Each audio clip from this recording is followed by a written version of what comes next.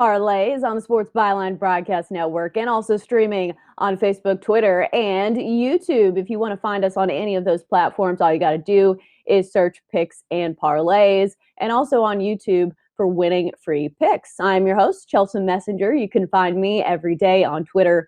My handle is just my name, at Chelsa Messinger. If you want to drop me a line or a comment, we're getting things going nice and early this morning.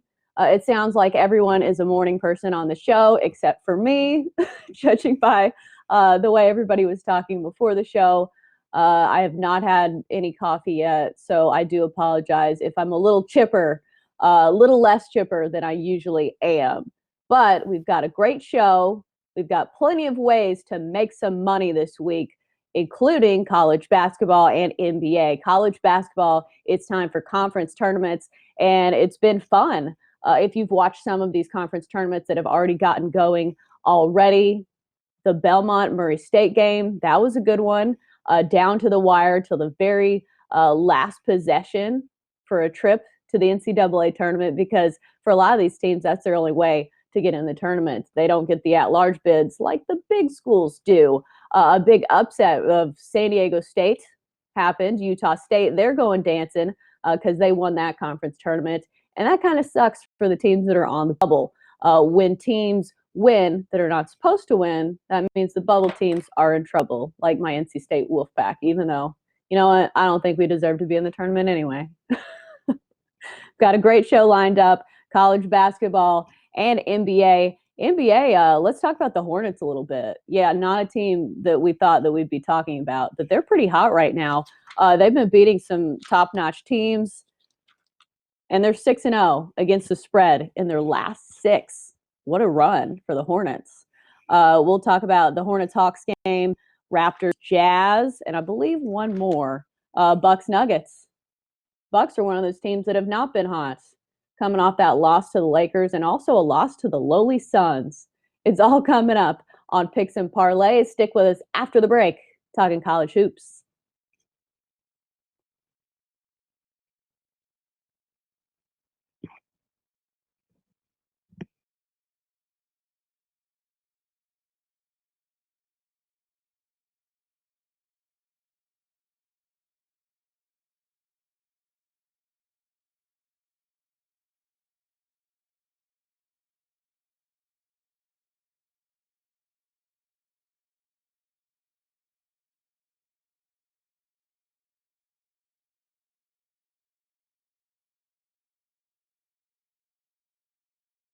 Doing NBA in the first segment. I misspoke. As I mentioned, not a morning person over here, so it takes a while for these brain cells to get going, especially since I haven't had my basic white girl coffee yet. I'll have to go to Starbucks later. So we're kicking off today's show with some NBA late season betting tips with Craig Trapp, who has on, is that a bowling shirt or a vest? I can't tell. Just a vest today. I'm not a morning person either, although it is 11:15 Eastern Standard Time when we're taping this, so I should be up and rolling by now. It's just it's the Monday morning blues this time of year with a huge weekend of March Madness, and I think everybody you kind of have the calm before the storm of this huge week of March Madness coming up. Right. I don't think we should have the Sunday scaries since we talk about sports betting. Like, it's fun, but it's still work, and you still have to get up. But yeah, some of these college basketball tournaments have been a lot of fun to watch. But NBA, it's a long season for a lot of these guys. So there's ups and downs. You see the injuries, the load management, I think is the term that they're using. Let's talk about how to bet some of these games towards the end of the year. What are some of the tips you have for people when we're going this time of year for NBA? Well, this time of year, especially the last few years, more than we've seen in years past, like you said, the new word, the new catchphrase in the NBA is load management / injuries. I mean, this time of year, it's just you don't see guys do what Jordan did, where he played every game year in, year out. It just he would take a very big injury for him not to play. Now guys miss a ton of games. Right now we're in a stretch here where Giannis is going to be out for a few games, and you see the line today for that game went from an advanced line of Milwaukee at 2, which we were expecting to see Denver as favorite, but now the line is 6.5 or 7 because Giannis is out. So, I mean, you really have to pay attention to these injuries and to load management, or even games when, guys are on minutes restrictions where they're just not going to play. They're going to use the bench more. So I think this time of year, late season NBA, though the number one and number two things I look at is injury/load management. And then the follow very closely, Chelsea, by scheduling. Tony T talks about this a lot. Is, man, these schedules can be crazy because of of course, the best teams, they play in the featured games. So sometimes they might get stuck with a little more travel than other teams because the NBA wants to feature them on, say, a Thursday night, and then they have to travel back home to play on a Friday. So make sure you're paying attention to the schedule. Back-to-backs this time of year, even though they've reduced the number of back-to-backs in the NBA, there's still a ton of them. And, man, there's several teams in the NBA that are just death when it comes to, for bettors, that is concerning. We better clarify that with the coronavirus out now. But that's the death of a bettor is if you don't know your team that you're betting on is on a back-to-back. So make sure you're paying attention to the NBA schedule. Right. That was something I noticed with the Bucks game that we're doing today is the Bucks have only played 3 home games since the All-Star break, which I had to triple check because that seemed crazy for a team that's a marquee team, but that has to be tough even for young guys. Oh, that's absolutely the key, Chelsea. When you look at some of these, or where they'll play what Tony T, and I love this angle, where they play the dreaded one game back at home and then back on the road. So he basically counts that as a road game because you don't even get to stay in the same city. So you just travel in the night before, you play, boom, you're right back out of town. And those are very, very tough on teams. So looking at that schedule, who they played the game before. Obviously, if you're the let's just say the Phoenix Suns and you played the Lakers the game before and you played well, and then the next game maybe you play the Hornets, big letdown spot. So it's very important for some of these teams to play well against the best teams in the NBA, but not so good when they play against the lesser of the opponents.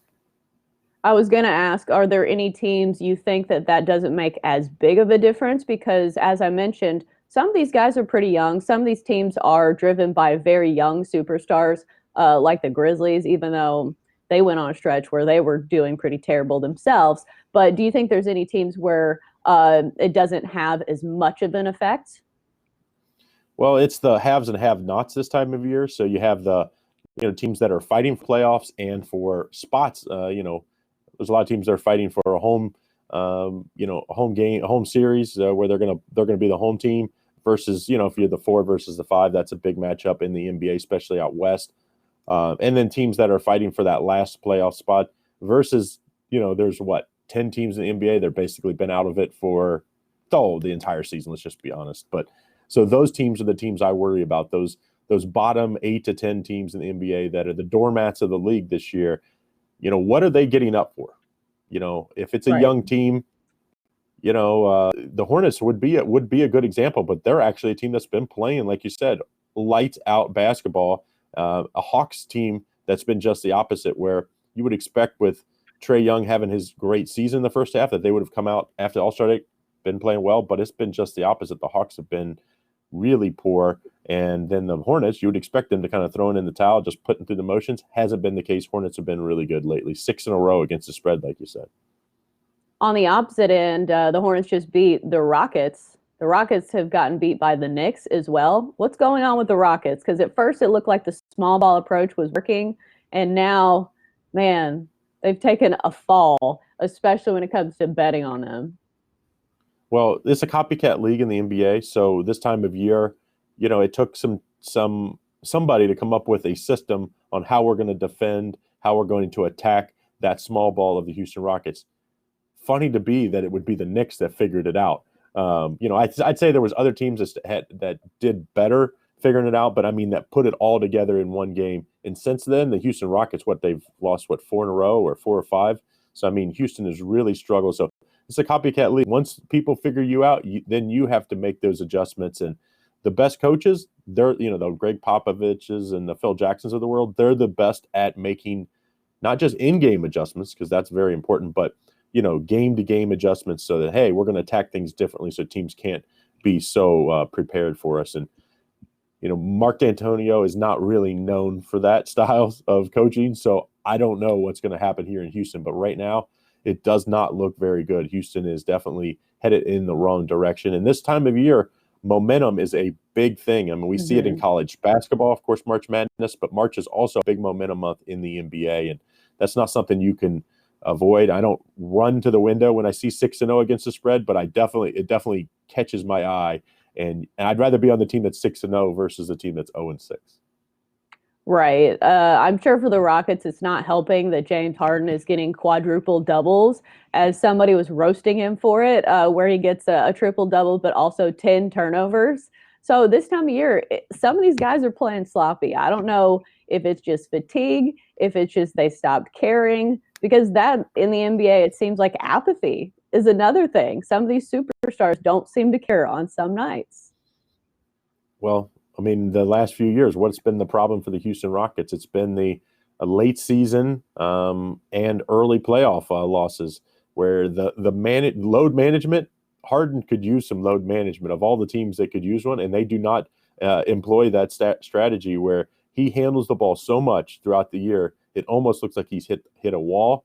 You usually see that in rookies, but it's definitely looking like that for this Houston Rockets team that's playing in that small ball style right now. And they're so committed to it. There's nothing they can do about it this season except just hope that James Harden and Westbrook and them kind of start getting out of their little funk and start winning. But the other thing right now I would say that you need to be watching is line movement, because when you do see these big trends and you see the line come out at tonight the Denver Nuggets the advanced line was -3. Then you see the line come out at -7. That should make you take notice. What is going on? Obviously, injuries. That's what Giannis. And the Bucks did not play well without Giannis just recently. So that has a lot to do with it. So take hold. Don't go crazy in on it, because there's obviously a reason for the line movement. Don't just fall for the trick.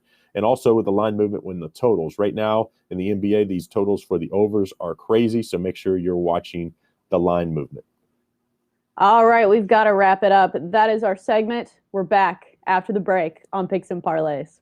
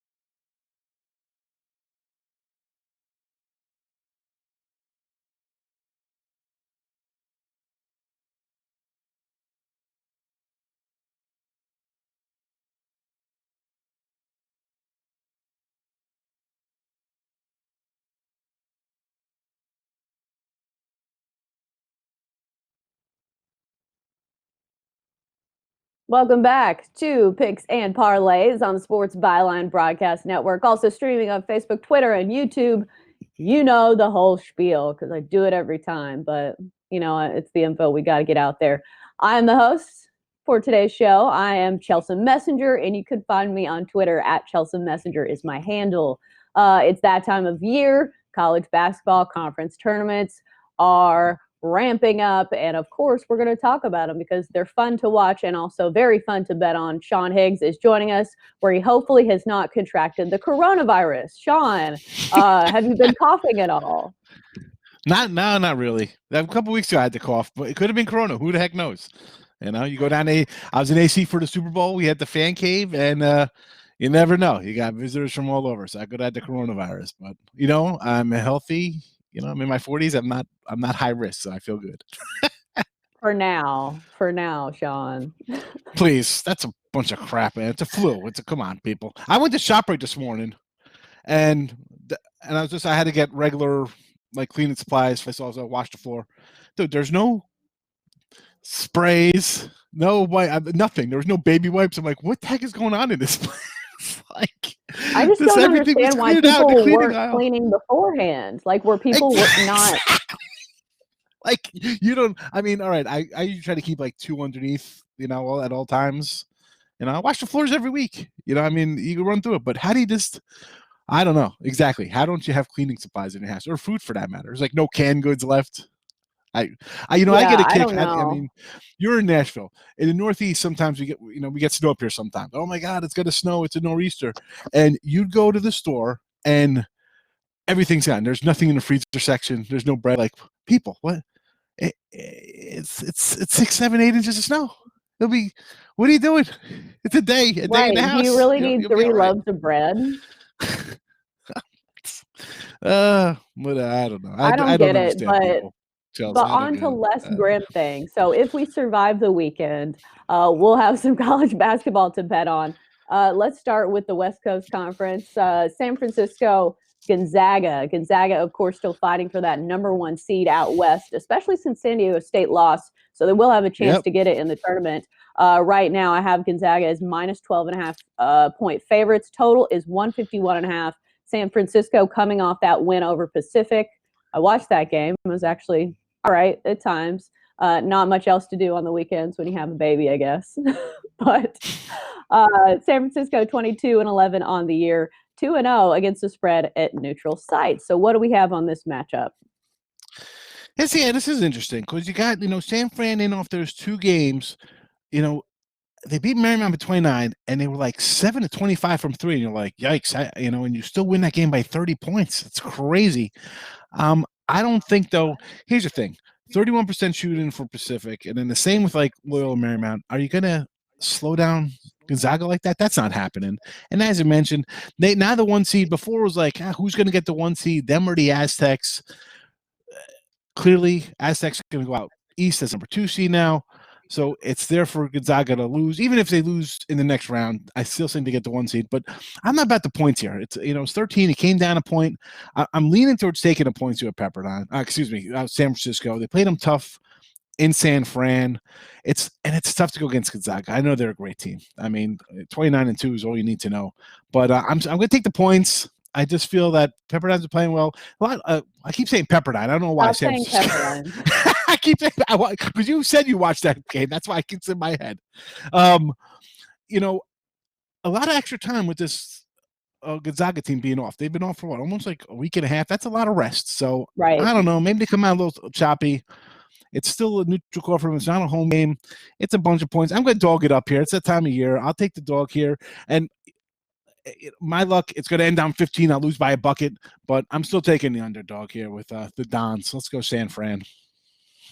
As you mentioned, Gonzaga coming off that bye, and sometimes I wonder if that's even a good thing for some of these teams because San Francisco, they've won 5 in a row, and sometimes that momentum is very helpful as opposed to, just sitting and watching these other teams play. Let's talk about that last meeting. It was on February 20th. 71-54, a win for Gonzaga, but San Francisco led at halftime. So Gonzaga got really hot in the second half. So I'm wondering if maybe even a first half bet on San Francisco, at least to cover that. You like it? Well, yeah. I mean, look, we saw in the Mountain West where the Aztecs came out slow against their teams, against Air Force or whatever. And here's the same kind of situation. You mentioned them at home coming out slow against San Fran. And the other game, it was 83-79 in San Fran. So obviously they got some kind of defense going, even if it collapses as the talent level separates, as you get on that timeline, starts going like this, you say, hey, one team's better than the next, and the talent's going to prevail. So again, first half, let's go for it. Because again, for a team like San Fran, you're playing in a spot where, hey, let's get our I think there's a herd of elephants just ran into my house here. Excuse me if it's getting loud. My wife and her friends just stormed in. So here you got the way San Fran's been playing. As you said, the momentum is there for them. So I think it's a good spot, especially first half. Let's take it. We get 6, maybe 7 points if we're lucky here, depending on how the line goes. People probably bet on Gonzaga. They're the bigger name, so we'll get a better number.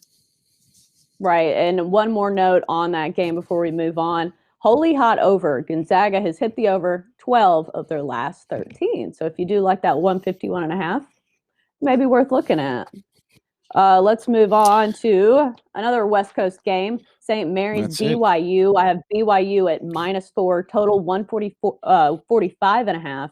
St. Mary's is the 3 seed, BYU the 2 seed. They've had a bye week, so they're coming off some rest. St. Mary's is coming off a win over Pepperdine, your favorite team. They've hit the over in 6 of their last 7. I don't know why that was in my head the entire time. I don't Maybe know. I'm thinking like Probably peppermint patties. I don't even know. Well, you probably did research for this game and you saw Pepperdine. St. Mary's only 3 losses in their last 10. 2 of those to a very good Gonzaga team and 1 to BYU. So what are some initial thoughts on this one?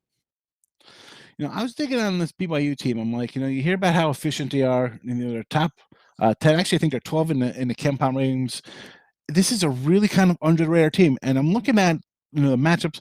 They played 2 close games already this year. I'm not as high on Mary's as everybody else is. And I've actually heard that maybe Mary's isn't even in the tournament, which is I feel bad for the WCC because you can only play who's in front of you. And you're going to win 25, 26 games and not get into the NCAA tournament. That's terrible. But I like BYU here. I'm going to lay them. It's come down to 4, which worries me a little bit. But I'm looking at this team. This Childs is anything but a child. 22-9. The guy's a beast. 58% field goal percentage. I was going through their shooters for the team. Everybody on this team is like 48, 49%. It's insane. Right down the line, 6, 7 guys. Everybody could shoot on this team. So I'm going to lay the points here. It's 4. But the way BYU's playing, I mean, let's be honest. They knocked off Gonzaga at home. It was right out of the gate. I'll go BYU. We're taking the Mormons here. I just like the team the way they've been playing. Sometimes you just gotta say, you know what, forget everything you see and trust the game there. And BYU's just been playing very well lately. So I'm gonna lay the number. I don't like it that's dropped on us, but it's better for us. I'll take it. Whatever. Might be the low hanging fruit we're grabbing, but I'm going BYU here, and I won't be shocked if they win against Gonzaga. That's the way they've been playing. So BYU. Right. Despite coming off that bye week, they do ride a lot of momentum. A 9-game win streak, including a 91-78 win over Gonzaga as an 8-point dog, scoring 91 points against Gonzaga. Even if Gonzaga doesn't play, the greatest of defense sometimes, 91 points is still a lot in college basketball. So exactly. Pretty impressive. Yeah, I mean, like I said, I was looking at these teams, 48% from 3, 49% field goal, 50% 3, 62% field goal percentages. I mean, like, even the guys coming in for 16 minutes, they're hitting all their shots. It's it's March. You'd think, this isn't like after 6 games. This is after 30 games. So I don't think the hot shooting is going to cool anytime soon. Any other games or tournaments you're looking at? Well, I got 2 games up. You mentioned, people bypassed last week. I went 18-9-1. That's 64% in my little small conferences. I got 2 games up tonight in the MAC and Horizon. But Oral, I like this Oral Roberts team tonight. They're the 4 seed. It's basically a pick 'em. They're getting 1 from the 1 seed. I'm grabbing a 105. I like their lineup. They're listen, it's a 5 to 6 man team, but let's go Oral Roberts tonight. That's your freebie right here on the show. It's Oral Roberts. That was almost a premium play for me. So. Take Oral. Who are they playing? Do you know? North Dakota State. North Dak State. I don't think I've ever heard them called that. North Dakota. I put no Dak State on a piece of paper. I'm not writing that. That's a lot of writing when I'm an old school paper guy. I write it up. That's too much Dakota writing that out. No Dak State. That's like, forget it. I think somebody that's from San Francisco said they hate it when people call them San Fran, but it's such an easy abbreviation. Yeah. Okay. So I don't know. SF. San Fran. San Fran. What's the problem? Well, on it's their like LA. uniforms, Is that a problem? Right. On their uniforms, I think it's USF, which is also, University of South Florida. So it's just a little confusing some of these times, especially when the smaller schools. Should say and Dons. They've been playing. Right. What a mascot. I kind of like that. What is a Don? I don't know. Is that like a priest or something? I don't know what it is. Is it? I thought it I don't know. was. I thought it was a. It's I not thought it was something in a the Catholic mafia, school. is it? Oh yeah, The the Don's like Don. the head of the Don family. Be Don Mattingly. Maybe they're big Don Mattingly fans. They're big fans of his mustache back in '85. I don't know. That's something Tony, that. yeah, you don't even know who Don Mattingly is. Yeah, that's it. I'm like, what? No, I know who Don What's a Don? Mattingly is. I know baseball. Okay, Karen. Okay, Karen. All right. On that note, you're cut off. We're on to the next segment, and hopefully I won't get called Karen when we talk NBA with Tony T. Sean, bye. We'll see you next week. Later. See ya.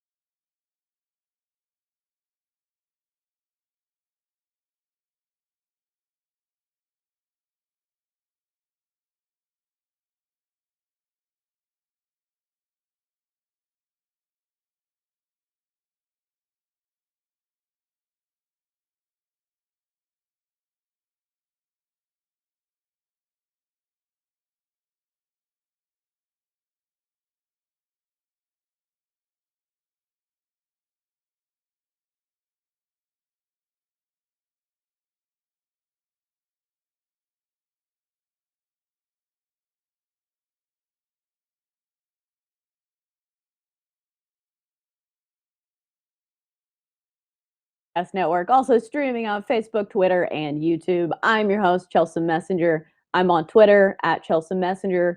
If you want to drop me a line, a comment, or some feedback. Right now on the show, we've already done college basketball, so now it's time for NBA. The season is already in full force, already past the halfway point. We know what some of these teams have, what teams, aren't really cutting it. And we've got Tony T to talk a little NBA. Hello, Tony. Hey, Chelsa, how you doing? Yeah, a lot of things going on in the NBA. We just saw Kenny Atkinson let go over the weekend for the Nets, a team that looks like they will be making the playoffs. But, in this league today, it's all about being a player's coach. I think back to 2011 when one of the most hard-nosed coaches, Jerry Sloan, had a run-in with the star player, Deron Williams. And, of course, the team saw Deron Williams' side, and that was the end of it. It made the NBA change forever, where you can't really be that controlling coach. They tried it with Cleveland, with Beeline. That didn't work. I think star players, I think they just want support more than hard-nosed coaching and being told what to do and being questioned for decision-making. I think we've seen that. I can't trust, especially some of these seasoned pros. They just want support, I think, nowadays. And it even goes sometimes further than that. We've seen what LeBron has done with some of his teams. The New Orleans Pelicans are just all the people that he traded away from LA, it seems like. Yeah, it even their control even dips into the general manager's seat. And now these players are so valuable, and they know how valuable they are to the team, especially these players under max contracts. It's probably almost an unwritten rule now. When you sign a max contract, well, you have a lot of say in a lot of the decision-making, draft picks, trades, even coaching changes, maybe even coaching suggestions when they approach the player. Are you comfortable playing under this coach? Do we need to make a change? I'm pretty sure some of those that's been conversed amongst management and these max contract players. Right. If you're paying them that much money, then they probably do deserve a say because they're going to be there for a while, and they're your highest paid player and your highest paid almost executive on the team. But let's get back to our daily betting. Let's start with a team that, it's probably not the superstar central, especially since Kimba left. The Hornets. But the Hornets are 6-0 against the spread in their last 6. Holy heater. Against the Hawks tonight, they're -4.5 or the Hawks are minus 4.5. They're favored in this one. At home, total is 225. So do we like the hot team or do we like the home team in this one? Yeah, I got to roll with the hot team. I'm going to take the points here with Charlotte. You know, they've been competitive, as you mentioned. They've covered 6 straight, but more importantly, look at their injury report. They're pretty healthy. You know, in recent road games, we saw that the Hornets come away with wins against bad teams, and the Bulls and Timberwolves. And Atlanta, they're the worst team in the Eastern Conference. Don't forget about that. People like to hype up this Atlanta team. Yeah, they do make covers, but mostly because they go over the total. They've made money for better, so sometimes they exaggerate too much about the teams like Atlanta Hawks. They are a bad team. Don't forget that. They're the worst team in the East. And being worst in the East means you're the worst in the NBA. You know, but you know, one thing with the Hornets is they've shot the ball better. When you look over their numbers, past 5 games, 38% from 3. Their defense has been good, holding opponents to 43% shooting, 28% from 3. And that tells me they're about 5 games out of the playoff spot right now. That tells me this team is ready for a charge. But be careful. If they hit another losing streak, they may just, you know, throw in the towel. So you just got to be careful with this Hornets team. Just take them game by game right now because, again, they are still an arm's reach away from the playoffs. But if they hit a losing streak, it could be the end of their momentum. But we look at the Hawks side. Well, they've lost and failed to cover 3 straight. Worse, their form is poor right now than the Hornets. Of course, their defense is bad. It hasn't been good throughout the season. You know, they're giving up 48% shooting, nearly 40% from 3 over their past 5 games. When you look at their injury report, Chelsa, they're dealing with several injuries to the rotation in support of Trae Young. Young is healthy, but a lot of his supporting cast isn't. So I would look with taking the points here with Charlotte. Right. As you mentioned, the Hornets aren't just beating bad teams. They're beating good teams. They beat the Raptors and they beat the Rockets after jumping out to a 20-0 lead against the Rockets. What a start to that game. And they also held the Bucks to 93 points, which that jumped out to me. I'm not sure if there was something else going on that I didn't see, but yeah, they're playing good basketball right now, just at least looking at the box scores. Yeah, look at the box score. It's very important, too, looking at the injury report where you don't see any injuries there. So that's a big plus this time of the year where teams are getting hit with some really brutal scheduling spots. But no, Charlotte is doing their own. As I said, it does help that they are in playoff contention. So when you're a streaking team like that, you got something to shoot for. That's something else that I want to look at here with the Hornets. Atlanta, a lottery team, last place in the East, probably looking at a first pick in the draft. So you may see a little bit of rotational changes here, hoping that they better their chances for obviously they're going to get a lottery pick, but to increase their chances there with these ping pong balls. But anyway, yeah, I would definitely take the points here. All right, moving on to the Raptors and the Jazz. The Jazz favor in this one -4. Total is 225. Raptors 44-18 on the year, 34-28 against the spread. Jazz 41-22, 29-32-2 against the number. The Raptors have been a good road team, 21-9 on the season away, but just 15-15 against the number away. So who do we like? Do we like the Raptors, the Jazz, or the total? Yeah, I'm going to lean here with the Raptors taking the points. I see it 4.5 creeped up here. I know they're on a back-to-back, but more importantly, Marc Gasol is expected to return to the lineup. He's been sidelined. He's been bothered by a groin injury throughout the season. But when you look at them, they've won 3 straight on this trip. They've covered 13 of 16 against Utah. So they had really good success against the Jazz. They've also covered 6 times in a row in Utah. And one thing about the Jazz, when you look at their results, what they've done here is they have struggled against elite teams. I'm talking about teams with a 60% win percentage or greater. They failed to cover 7 of their past 8 there. And of course, overall, Utah's failed to cover 4 straight at home. And the issue with them has just been the defense. The defense has been really inconsistent, especially against elite teams. And of course, the Raptors, they've defended well on the road. You look at one thing to note here, we talked about the Jazz. 4 of their past 5 wins have come against some bad teams: Wizards, Cavs, Knicks, and Pistons. The other win came against an injury-riddled Boston Celtics team who they've been injured themselves. So I'm going to go ahead and take the 4. You can actually find 4.5 now with the Toronto Raptors in this one. All right, let's go on to a number that I know has moved since I copied it down. The Bucks and the Nuggets. I have the Nuggets at -2, but I know this has probably moved since Giannis is out with a knee injury. Do you know the number on this one that's more up to date? Yeah, the up-to-date number is 5.5, and it was known yesterday that Giannis wasn't going to play. So I guess people have just starting to get on board here with this Denver team, and probably a fade more on the Bucks, which we talked about here for some time with this Milwaukee Buck team, is they were going to hit a really tough scheduling spot. And You know, Chelsea, it's coming down to now. You know, we joke about load management, and now we've got Giannis with this knee injury, and I think what's going to happen now, I think it's just going to make a case for load management. When you see the Bucks going through the most difficult scheduling spot of any team right now, and you got an injured to a star, people are going to start questioning, why didn't you saw this schedule? Why didn't you just reduce his minutes? Why wasn't he playing? Stuff like that. And I think you're going to start seeing changes now in the NBA whenever you get a star player injured and they're in a difficult, and they've gone through a really difficult scheduling stretch. Right. I almost wouldn't blame them because I had to triple check this, but the Bucks have only played 3 home games since the All-Star break, which, if you don't remember, is around Valentine's Day. That's crazy, right? Yeah, that's crazy. We talked about that on our Thursday show for Friday when they played the Lakers. They played 3 games, but the most important thing, all 3 of those games have been 1-game homestands, which, as Craig said in the open, you got to count those as road games because you come in and you fly out. And when you look at the Bucks, they are playing their 11th game in 11 different locations.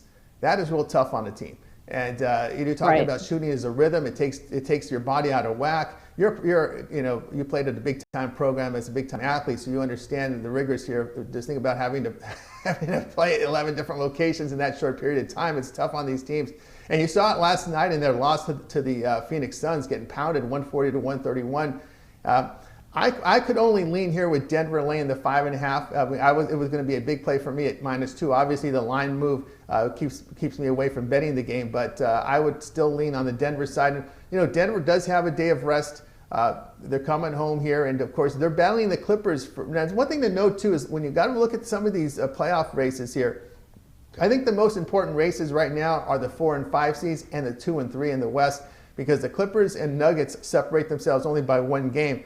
So, there's a chance that they could meet in the Western Conference semis. And of course, if you're Denver, you want that home court advantage. You want to play it in Mile High. Right. Even though the Nuggets have not been especially good against the number, they're 1-4 against the spread, coming off a loss to the Cavs. So, are you taking the Nuggets here because you like the Nuggets or because you're fading the Bucks? It's more of a fade on the Bucks right now. Yeah, remember, they're not only are they hitting with this difficult scheduling travel, but they're also playing back-to-back 3rd game in 4 nights. And one thing to note here is the Nuggets at least are in a better shooting form.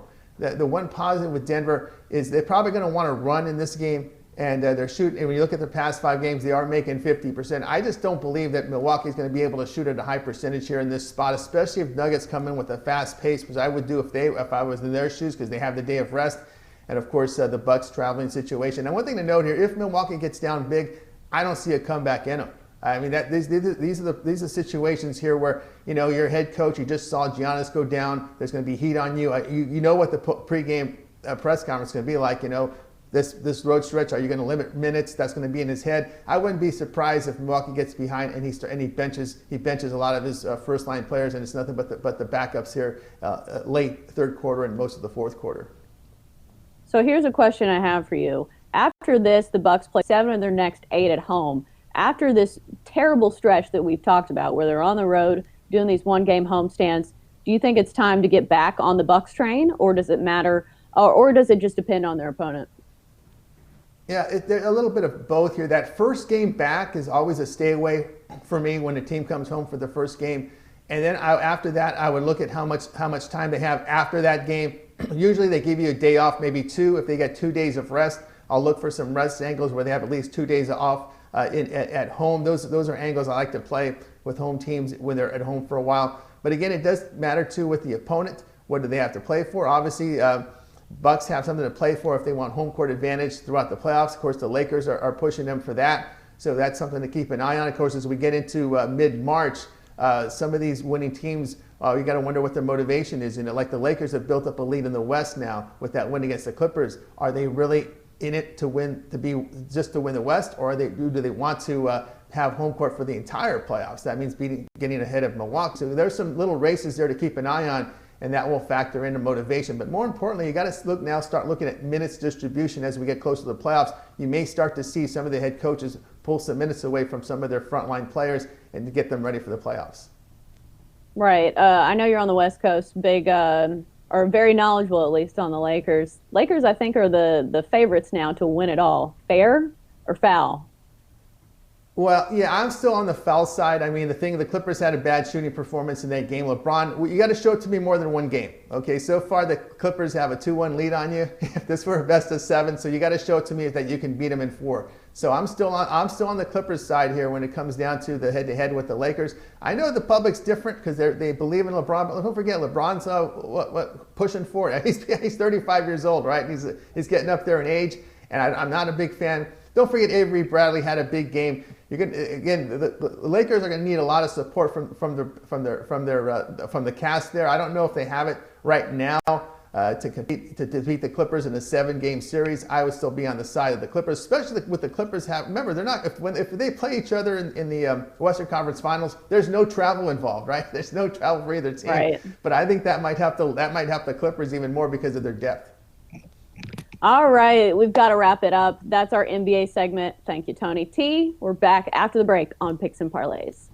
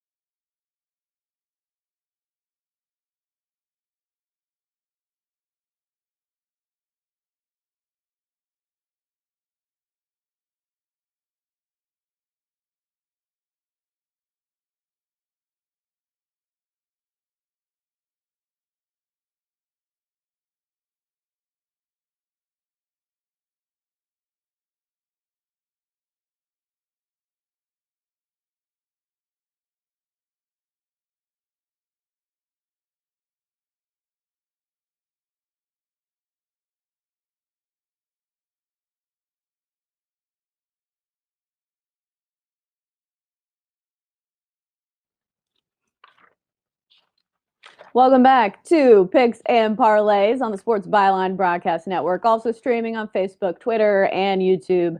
All of your favorite social media sites. And we also have a website if you want to go there, picksandparlays.net, for all of your sports handicapping and betting needs. Right now, we're getting to the part in the show where we recap all of today's picks in case you weren't listening, in case you weren't paying attention. We got you covered. If you want to grab a pen, starting with college basketball picks, Sean Higgs gave us a couple West Coast Conference plays. San Francisco Gonzaga taking San Francisco, the Dons, at plus 12.5. St. Mary's BYU, he likes BYU at -4. And then moving on to Tony T's NBA picks, Hornets Hawks. He likes the Hornets +4 because the Hornets are on an absolute tear when it comes to against the spread. Hornets 6-0 in their last 6 against the number. Raptors Jazz taking the Raptors +4. And then finally Bucks Nuggets taking the Nuggets -5 and a hook because the Bucks have been on an absolute rigorous schedule as of late. Only 3 home games since the All-Star break. So yeah, they're a little tired, and plus they're coming off a loss to the lowly Suns, and of course that loss to the Lakers earlier in the week. That's our picks.